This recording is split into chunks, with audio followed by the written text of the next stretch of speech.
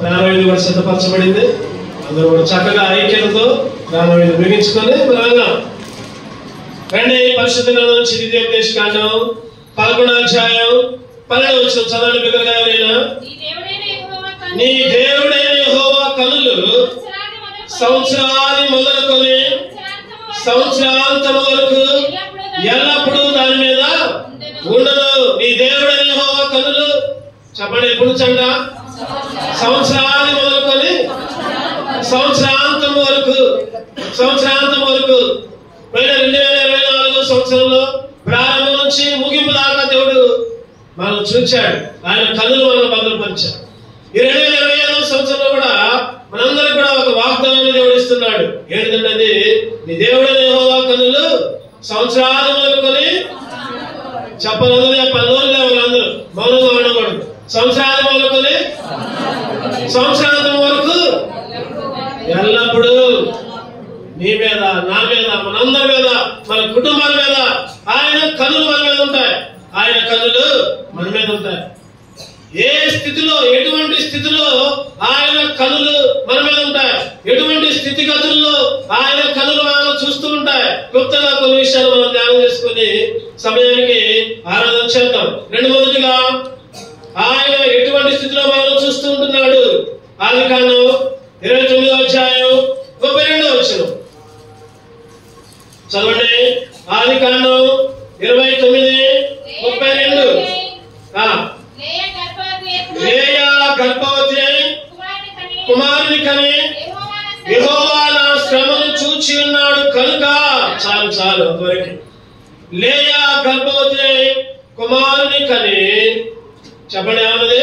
యెహోవా నా శ్రమను చూచి ఉన్నాడు కనుక. ఆయన కనులు చూచే కనులు. బైబిల్లో కొంతమంది వ్యక్తులు చూద్దాం, ఎటువంటి పరిస్థితుల్లో వాళ్ళను చూచాడు. ఈ మధ్యాహ్న కాలంలో మనల్ని కూడా అదే పరిస్థితిలో చూస్తున్నాడు కాబట్టి ఆయన ఆరాధించాలి. చెప్పండి మొదటగా ఎవరి గురించి రాయబడిందంటే లేయా గురించి రాయబడింది. లేయా గురించి. లేయా గర్భవతి అయి ఏముంది అక్కడ? కుమారుని కన్న తర్వాత అంటుంది కదా, ఏమంటుంది చెప్పండి? యెహోవా నా శ్రమను చూచి ఉన్నాడు. యెహోవా నా శ్రమను చూచి ఉన్నాడు. లేయా శ్రమలు దేవుడు చూచాడు. లేయా ఎన్నో బాధలు పడదు, ఎన్నో శ్రమలు, ఎన్నో అవమానాలు, అందరూ ఎగతాళి, అందరూ గేలి చేసే పరిస్థితుల్లో అందులో యెహోవా నా శ్రమను చూచి ఉన్నాడు. ఈరోజు లేయా మాత్రమే కాదు, ఈరోజు నువ్వు నేను కూడా ఎన్నో శ్రమల్లో ఉంటున్నావు, ఎన్నో ఇబ్బందుల్లో ఉంటున్నావు, ఎన్నో కఠినతరమైన పరిస్థితుల్లో ఉంటున్నావు. ఈరోజు మనల్ని కూడా లేయాను చూచిన విధంగానే ఈరోజు నిన్ను కూడా దేవుడు చూచి మన శ్రమలన్నింటిలో కూడా తప్పించాడు. శ్రమలన్నిటి నుంచి కూడా విడిపించాడు. శ్రమలన్నిటి నుంచి కూడా బయటికి తీసుకుని వచ్చాడు. ఈరోజు ఎందుకు ఆరాధించాలి, ఎందుకు ఆయన స్తుతించాలి, ఎందుకు ఆయన కనపరచాలంటే మన దేవుడైన యెహోవా కన్నులు సంవత్సరాది మొదలుకొని సంవత్సరాంతం వరకు నిన్ను నన్ను చూస్తూనే ఉంటున్నాయి. మన శ్రమల్లో ఇందాక పాట పాడుకుందాం మనం. ఏంటిదా పాట చెప్పండి? శ్రమలు దుఃఖ బాధలెందు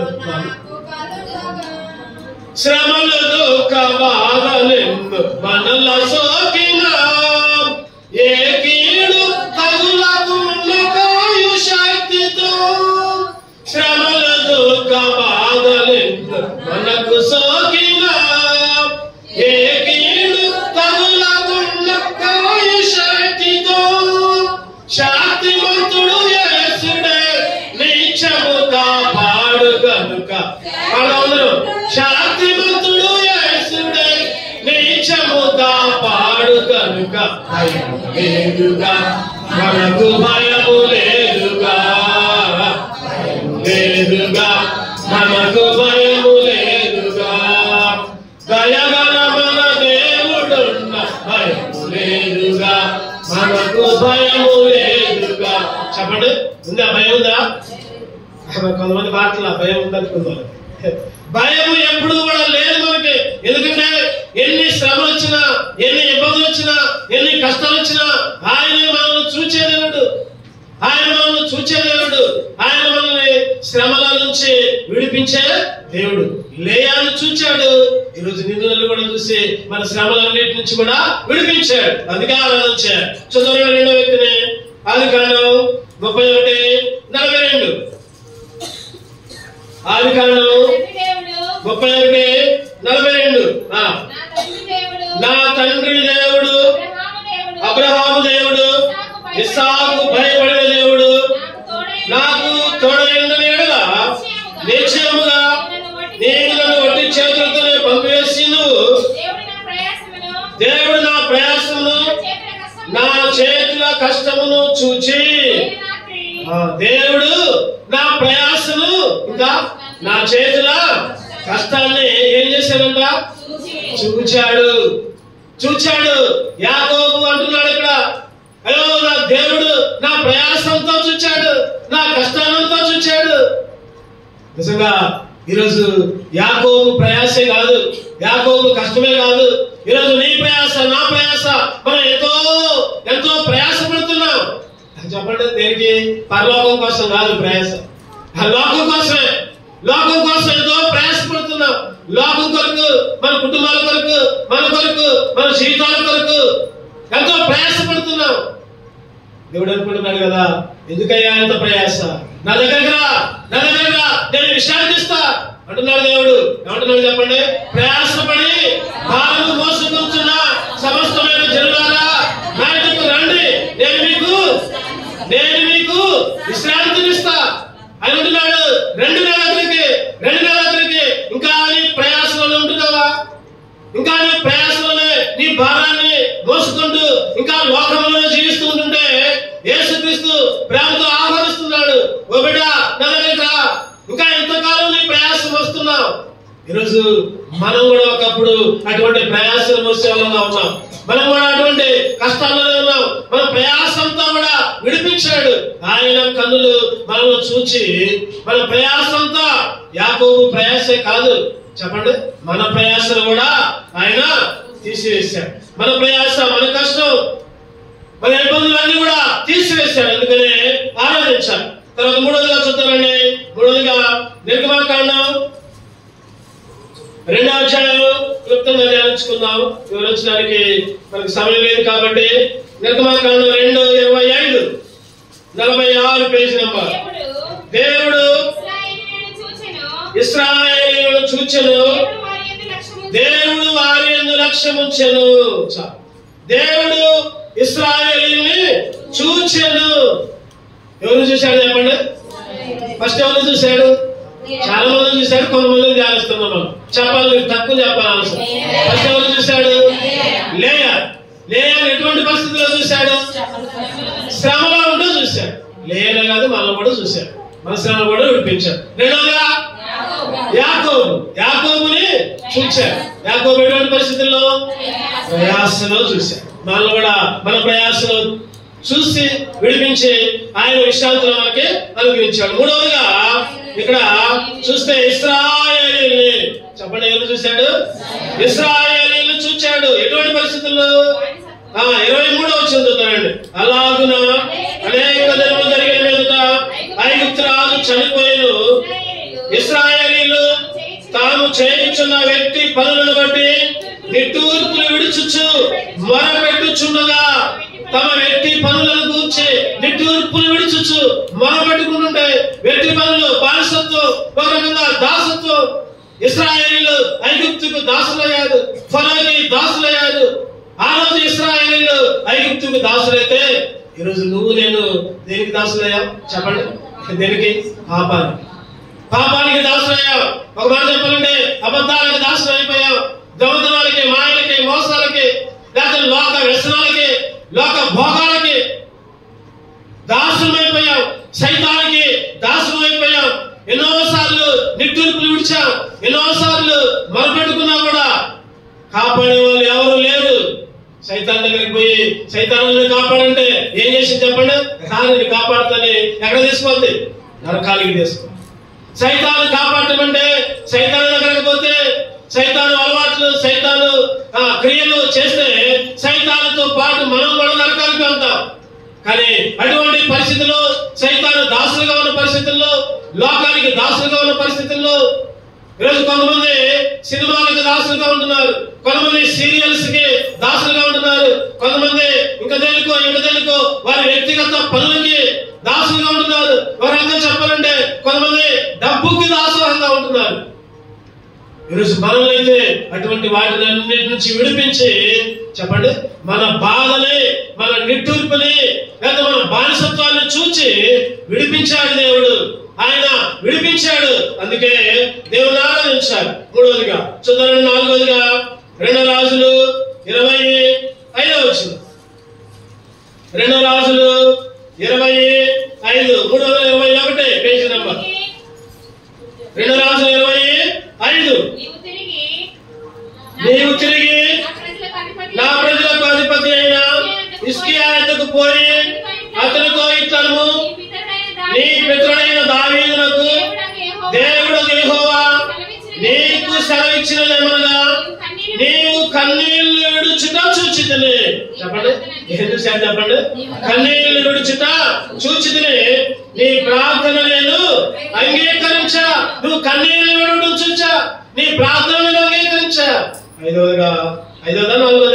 నాలుగవదిగా హిజ్కియాను చూశాడు. ఎవరు చూశాడు? ఎటువంటి పరిస్థితుల్లో చూశాడు? కన్నీళ్లు విడుస్తుంటే. ఎటువంటి పరిస్థితుల్లో కన్నీళ్లు విడిచాడు చెప్పండి? ఎటువంటి పరిస్థితుల్లో? మరణకరమైన రోగం. ఏ రోగం చెప్పండి? ఆ రోగం మరణకరమైన, చచ్చిపోయే స్థితి, ఇక బ్రతికించే పరిస్థితి లేదు, బ్రతికే పరిస్థితి లేదు. మరణకరమైన స్థితిలో నుంచి, మరణకరమైన రోగం, చనిపోయే పరిస్థితి. హిజ్కియా కన్నీళ్లు విడిస్తే, హిజ్కియా మొరపెడితే చూచాడు. ఏం చెప్పాడు దేవుడు చెప్పండి? నీ రోగం మొత్తం తగ్గిస్తా, నీకు మరి 15 సంవత్సరాల ఆయుష్ పొడిగిస్తా. ఈరోజు నువ్వు నేను కూడా చచ్చిపోయి ఉన్నావు, మరణించి ఉన్నావు. కొంతమంది అనొచ్చు, చచ్చిపోయి మేము బాగానే బతుకున్నాం అనొచ్చు. దేవుణ్ణి అంగీకరించకపోతే, దేవుని మందిరానికి రాకపోతే, నిజమైన దేవుడు ఎవరో తెలుసుకోకపోతే నువ్వు బ్రతుకున్నా కూడా చచ్చిపోయినట్టే. నువ్వు అనుకుంటున్నావేమో నేను బ్రతుకుతున్నా, నేను హాయిగా తింటున్నా, తిరుగుతున్నా, ఎంజాయ్ చేస్తున్నా అని అనుకుంటున్నావేమో. నువ్వు దేవుణ్ణి గుర్తించకపోతే, దేవుణ్ణి అంగీకరించకపోతే, రక్షణ, మారుమనస్సు, బాప్తిసం లేకపోతే నువ్వు చనిపోయినట్టే. అందుకని ఎపిసి 2:1 ఉంటుంది చెప్పండి, మనం అపరాధములతోనూ పాపములతోనూ చచ్చిన వారమైనగా క్రీస్తు యేసుతో కూడా ఆయన మనల్ని బ్రతికించాడు. ఒకప్పుడు చచ్చిపోయిన స్థితిలో, మరణకరమైన రోగముల స్థితిలో, ఆత్మీయంగా దిగజారిన స్థితిలో ఉంటే ఆయన చూచి మరణకరమైన రోగాన్ని విడిపించి, పాపం నుంచి విడిపించి, మనల్ని బ్రతికించి, కంపు కొట్టే వాసన నుంచి పరిమళ వాసనగా మార్చాడు. అందుకే ఆయన ఆరాధించాలి. ఒకప్పుడు నువ్వు నేను కూడా మరణకరమైన రోగం, నరకానికి పోయే పరిస్థితి, చనిపోయే పరిస్థితి, అగ్నిగుణంలో ఉండే పరిస్థితి, ఈ లోకంలో చచ్చిపోయి ఉంటుండగా ఆయన నీ కోసం, నా కోసం మరణించి, చనిపోయి తిరిగి లేచి ఆయనతో పాటు నిన్ను కూడా బ్రతికించాడు. అందుకే ఆయన ఆరాధించాలి, అందుకే ఆయన్ని స్తుతించాలి. 5వదిగా చూద్దానండి. 5వదిగా లూకా సువార్త 19:5. లూకా సువార్త 19:5. యేసు ఆ చోటికి వచ్చినప్పుడు కన్నులెత్తి చూచి, జక్కయ్య త్వరగా దిగు, నేడు నేను నీ ఇంట ఉండవలసి ఉన్నది. రా జక్కయ్య దిగు. ఎవరు చూశాడు చెప్పండి? ఎవరు చూశాడు? జక్కయ్య. మొదలుగా ఎవరు చూశాడు? ఎటువంటి పరిస్థితుల్లో? శ్రమలు. రెండవదిగా ఎవరు చూశాడు? చెప్పాలి, గట్టిగా చెప్పాలి. యాకోబు ఎటువంటి పరిస్థితుల్లో? ప్రయాసలు. మూడవదిగా ఎవరు చూశాడు? ఇశ్రాయేలు ఎటువంటి పరిస్థితుల్లో? నిట్టూర్పులు విడిచిన పరిస్థితుల్లో, బానిస పరిస్థితుల్లో, దాసులుగా ఉన్న పరిస్థితుల్లో. నాలుగవదిగా హిజ్కియా ఎటువంటి పరిస్థితుల్లో? మరణకరమైన రోగం, కన్నీరు విడిచిన పరిస్థితి. 5వదిగా చెప్పండి, ఎవరిది? జక్కయ్యని. నిజంగా ఆలోచిస్తే జక్కయ్య ఎటువంటి వాడు? పొట్టివాడు. జక్కయ్య ఎటువంటి వాడు చెప్పండి? పొట్టివాడు. సండే స్కూల్ పాట కూడా చక్కగా ఉన్నాయి. జక్కయ్య పొట్టివాడు. ఆ పొట్టివాడైన జక్కయ్య యేసు క్రీస్తుని చూద్దామని వచ్చి చెట్టెక్కితే, జక్కయ్య యేసు క్రీస్తుని చూద్దామని చెట్టెక్కితే రివర్స్ అయింది. అక్కడ ఏంటి రివర్స్? యేసు క్రీస్తే జక్కయ్యని చూచాడు. అది పరిస్థితి. పొట్టివాడు. ఈరోజు నువ్వు నేను కూడా పొట్టివాళ్ళమే. పొట్టివాళ్ళమంటే ఆత్మీయంగా పొట్టివాళ్ళం. కొరత ఉంది. యేసుని చూడాలని, యేసు క్రీస్తుని చూడలేని వాళ్ళగా, యేసు దగ్గరకు వచ్చిన కూడా కనిపించినంత స్థితిలో పొట్టి వాళ్ళలో ఉన్నాం. యేసుక్రీస్తు కార్యాలు నీ జీవితంలో, నా జీవితంలో ఆయన ఎన్నో కార్యాలు చేస్తే, మన కుటుంబ జీవితాల్లో, మన ఉద్యోగాల్లో, మన చదువుల్లో, లేదా మన పిల్లల విషయాల్లో, మన పంటల విషయాల్లో, మన రాకపోకల్లో ఎన్నో కార్యాలు చేస్తే ఆయన్ని చూడలేని వారి స్థితి. అంటే ఏదో ఒక కొరత ఉన్న స్థితిలో జక్కయ్యకు కొరత ఉంది.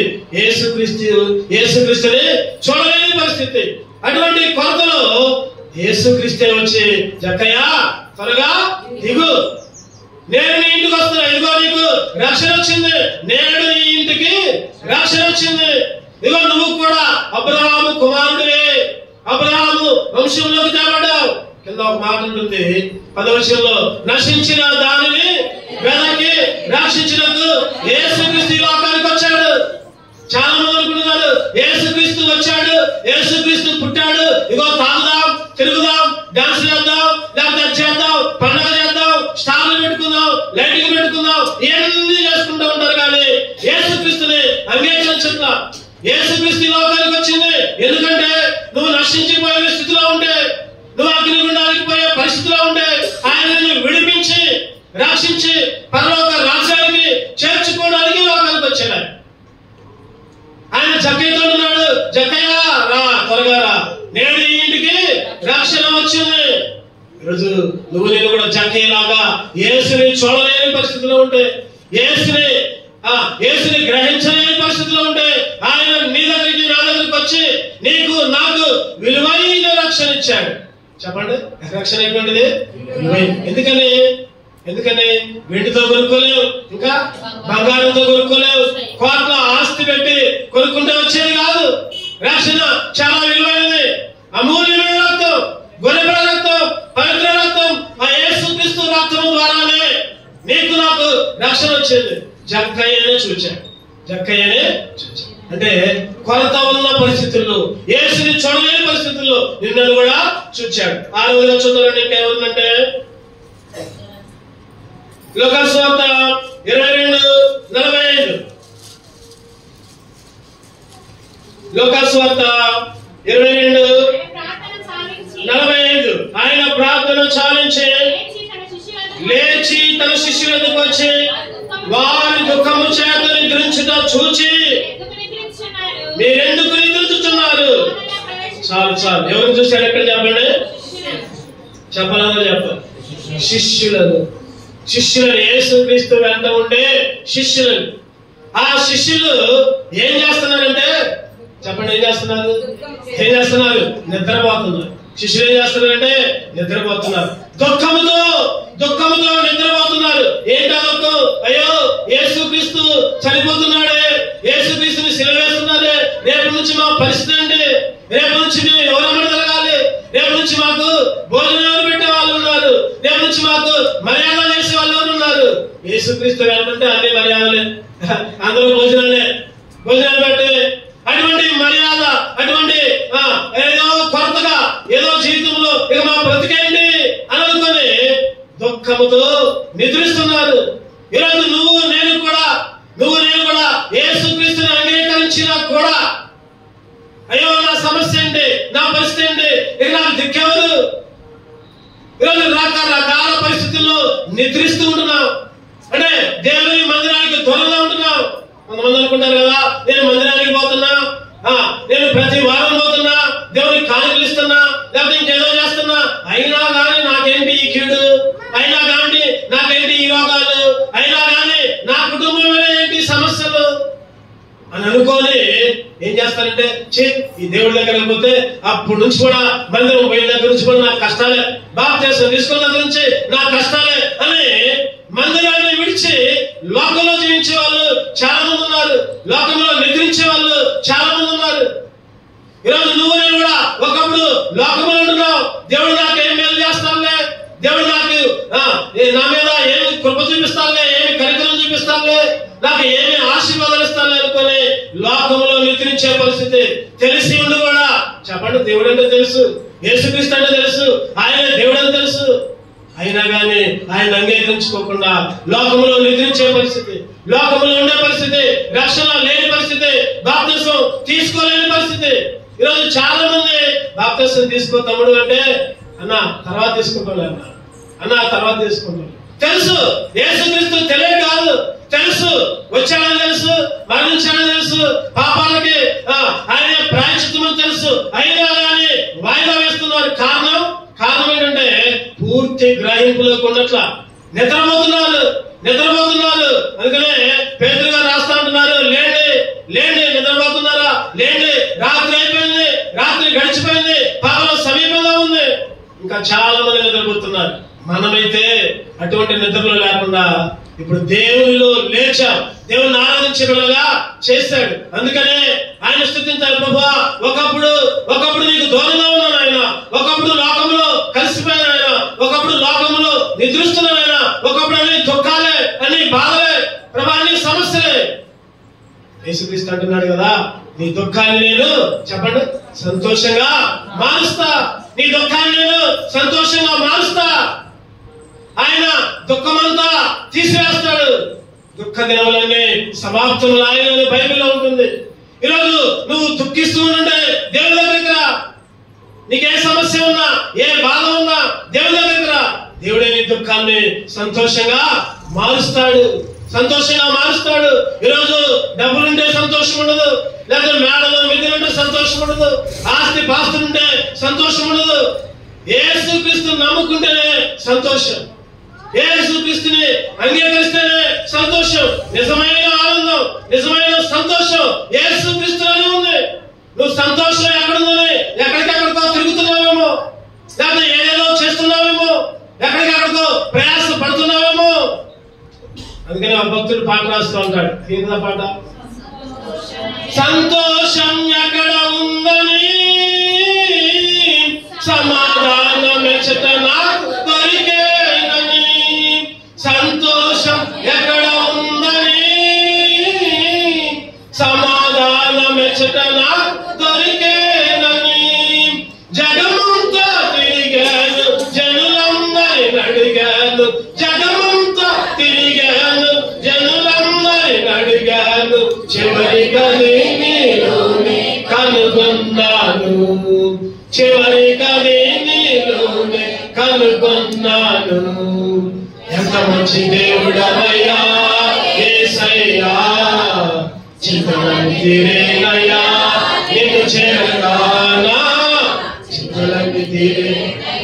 మన చింతలన్నీ తీరుతాయని దగ్గరకు వస్తే, ఎక్కడికో పోయి ఏదేదో చేసి దాన ధర్మాలు, లేకపోతే ఎక్కడికెక్కడికో పోయి తల వెంట్రుకలు ఇచ్చి, ఎక్కడికెక్కడికో పోయి మునిగి లేచి ఏదేదో చేస్తే నీ పాపాలు పోతాయని అనుకోవడం నీ భ్రమ.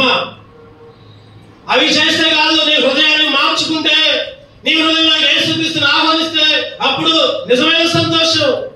అందుకనే యేసుక్రీస్తు దుఃఖంలో ఉంటే చూచాడు. మనం కూడా ఎన్నో సార్లు దుఃఖంలో ఉంటే ఆయన చూచిన దేవుడు. చూడండి, చివరిగా ఇంకొక విషయాన్ని మనం ధ్యానం చేసుకుని ఆరాధనలోకి వెళ్దాం. యోహాను సువార్త 20వ అధ్యాయం, యోహాను సువార్త 20:16 వచ్చిన చదవండి.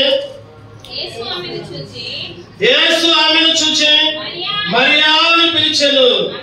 ఆమె ఆయన వైపు తిరిగి ఆయన హెబ్రీ భాషలో రబ్బుని అని పిలిచింది. యేసు ఆమెను చూచి, ఎవరిని ఇక్కడ చెప్పండి? మగ్దలేనే మరి. ఏ మరియా? మరి చాలా మంది ఉన్నారు. మగ్దలేనే మరియ యేసుక్రీస్తు చూచాడు. ఎటువంటి పరిస్థితి? ఉదయాన్నే వచ్చింది పాపం, తెల్లారగానే వచ్చింది సమాధిలోకి. యేసుక్రీస్తు ఉంటాడేమో అనుకుంది. చూద్దామండి పైన వచ్చిన 14 13 వచ్చిన చూద్దామండి. వారు అమ్మా ఎందుకు ఏడ్చుచున్నావని ఆమె అడుగుగా, ఆమె నా ప్రభువుని ఎవరో ఎత్తుకొని పోయి యేసుక్రీస్తు కొరకు వచ్చిన సమాధిలో యేసుక్రీస్తు లేడు, ఏడుస్తా ఉంది. ఎటువంటి పరిస్థితి అంటే ఆందోళన, కలవరం, ఆందోళన పరిస్థితి. అయ్యో అయ్యో నా ప్రభు లేడే, నా యేసు లేడే. ఈరోజు నువ్వు నేను కూడా ఎన్నోసార్లు కలవరాలు, ఎన్నోసార్లు ఆందోళనలు. మన జీవితంలో ఏదో ఒక ఆందోళన, ఏదో ఒక కలవరం. మన ఆరోగ్యం పట్ల, మన కుటుంబం పట్ల, లేదా మన బిడ్డల పట్ల, లేదా మన ఆస్తుల గురించి, ఆర్థిక ఇబ్బందుల గురించి ఎన్నో ఆందోళనలు, ఎన్నో కలవరాలు. యేసుక్రీస్తు అంటున్నాడు కదా, అమ్మా ఎందుకు ఏడ్చుచు. ఈరోజు నిన్ను కూడా అదే మాట్లాడుతున్నాడు. ఎందుకైనా ఏడ్చేది, ఎందుకు ఏడ్చేది? ఇదిగో నేనున్నా, నన్ను గుర్తుపట్టండి, నన్ను గుర్తుపట్టండి. యేసుక్రీస్తుని గుర్తుపట్టట్లా. ఈ రోజుల్లో చాలా మంది యేసుక్రీస్తుని గుర్తుపట్టట్లా. ఆయనే లోక రక్షకుడని, ఆయనే నీ కొరకు నా కొరకు ప్రాణం పెట్టాడని గుర్తించట్లా. ఇంకా ఏదో గుర్తిస్తున్నారు కానీ అసలైన దేవుణ్ణి గుర్తించలేకపోతున్నారు. బైబిల్ చరిత్రని పరిశీలిస్తే ఆది కాలం నుంచి ప్రకటన గ్రంథం వరకు ప్రతిదీ కూడా, ఏ మాట కూడా, ఏ పొల్లు కూడా తప్పిపోదు అని బైబిల్లో ఉంది. ప్రతిదీ కూడా ఆది కాలం నుంచి జరిగిన సంగతులే చరిత్ర. ఎక్కడా దొరకదు ఈ చరిత్ర. ప్రపంచ చరిత్ర 2 భాగాలు, క్రీస్తు శకం, చెప్పండి, క్రీస్తు. ఇంకా చాలా మంది డేట్ వేసినప్పుడు యేసుక్రీస్తు పేరు రాస్తారు కానీ యేసుక్రీస్తు దేవుడిని గుర్తించట్లా. అది బాధ. ఈరోజు చాలా మంది ఆందోళనలో, కలవరంలో ఉంటున్నారు. ఒకప్పుడు నువ్వు నేను కూడా కలవరం, ఆందోళన. అటువంటి పరిస్థితుల్లో మన ఆందోళనలన్నీ చూశాడు, మన కలవరాలన్నీ చూశాడు, మన ఆందోళనల్ని పోగొట్టాడు, కలవరాలంతా తీసివేశాడు. అని అంటాడు కదా, మీ హృదయాల్ని, చెప్పండి, మీ హృదయాల్ని పూర్తి చేస్తారు. ఎవరు కలవర పడని మాకండి, మీ హృదయాన్ని కలవర పడని మాకండి. ఇగో మీ కొరకు పరలోకంలో ఏముంది? పరలోకంలో ఏముంది? చెప్పాలి, చెప్పాలి. పరలోకంలో స్థలం ఉంది. లింగాల్లో కాదు, జగ్గపేటలో కాదు, లేకపోతే విజయవాడలో కాదు, లేకపోతే అమరావతిలో కాదు. ఆ స్థలాలు ఏమంటారు, రేపు పోతాయి. పరలోకంలో స్థలం సిద్ధపరచబడింది. కలవర పడమాకు, ఆందోళన చెందమాకు. నీకు ఆస్తి ఉన్నా లేకపోయినా, నువ్వు ఎటువంటి పరిస్థితిలో ఉన్నా, ఎవరు నిన్ను పట్టించుకోకపోయినా, ఇదిగో నేను నీకు పరలోకంలో స్థలము సిద్ధపరుస్తున్నాను. ఇక ఒక్కొక్కరికి ఒక్కొక్క గృహం, ఒక్కొక్క ఇల్లు. ఎవరైతే రక్షణ పొందారో, ఎవరైతే మానసు పొందారో వారికి పరలోకంలో గృహం, ఒక నిరీక్షణ, ఒక ఎదురు చూపు. ఆ గృహం అంతా చెప్పండి బంగారమయం. చిన్న బంగారం దొరికితే చెవులు పెట్టుకుంటాం అంటున్నా, చిన్న బంగారం దొరికితే చెప్పండి మెడలో వేసుకుంటాం అంటున్నా. మనం నడిచేదే బంగారు వీధులు, పరలోక రాజ్యములు. దాని కొరకు సిద్ధపడు, దాని కొరకు సిద్ధపడు. ఈ లోకంలో బ్రతికితే 70 లేదా 80, అధిక బలం ఉంటే 90, లేకపోతే 50 సరిపోవచ్చు. మనకంటే చిన్నవాళ్ళు కూడా ఎంతోమంది సరిపోతున్నారు. ఈ రోజు నీది, రేపు నీది కాదు, రేపు నీది కాదు. అందుకనే కలవరపడ మాకు, అందుకనే ఆందోళన పడ మాకు. నీ కొరకు పరలోకంలో స్థలం ఉంది, ఒక నిరీక్షణ. ఈ మధ్యాహ్న కాల సమయంలో 7 చూశాడు దేవుడు. చెప్పండి విలువలు ఒక్కొక్కరు. 1 లేయా, ఎటువంటి పరిస్థితుల్లో? శ్రమలు. 2 యాకోబు, ప్రయాసలు. 3 ఇశ్రాయేలు, ఎటువంటి పరిస్థితుల్లో? నిట్టూర్పు, కన్నీరు, దాసత్వం, బానిసత్వం. 4 హిజ్కియా, ఎటువంటి పరిస్థితుల్లో? మరణకరమైన రోగం, కన్నీరు విడటం. 5 జక్కయ్య, కొరత ఉన్న పరిస్థితి, యేసుని చూడలేని పరిస్థితి. 6 శిష్యులు దుఃఖంతో ఉన్నారు, నిద్రిస్తూ ఉన్నారు. 7 మగ్దలేనే మరియ, ఆందోళన, కలవరం. ఇవన్నీ కూడా ఒకప్పుడు నీ జీవితంలో, నా జీవితంలో ఉన్నాయి. మన జీవితంలో ఇవన్నీ కూడా ఉన్నాయి. ఎన్నో బాధలు, ఎన్నో సమస్యలు. అయినా కానీ ఏమంటున్నాడు దేవుడు? ఏమంటాడు చెప్పండి. ద్వితీయోపదేశకాండం 11వ అధ్యాయం 12వ వచనం చూస్తే, నీ దేవుడే యెహోవా కనులు సంవత్సరాల నుంచి సంవత్సరాంతం వరకు ఎల్లప్పుడూ నీ మీద, నా మీద ఉంటున్నాయి. ఒక వాగ్దానం ఇచ్చాడు. అయ్యో ప్రభా, ఎంత వాగ్దానం ఇచ్చావు, ఇన్ని పరిస్థితులను చిడిపించావా, అందుకే నేను నిన్ను స్తుతిస్తాను, అందుకే నేను నిన్ను ఆరాధిస్తాను. అటువంటి ఆరాధన చేసే దేవుడు మనల్ని సిద్ధపరచును గాక. రండి నిలబడదాం, అందరం నిలబడదాం, కొద్దిగా ముందు చదువుదాం.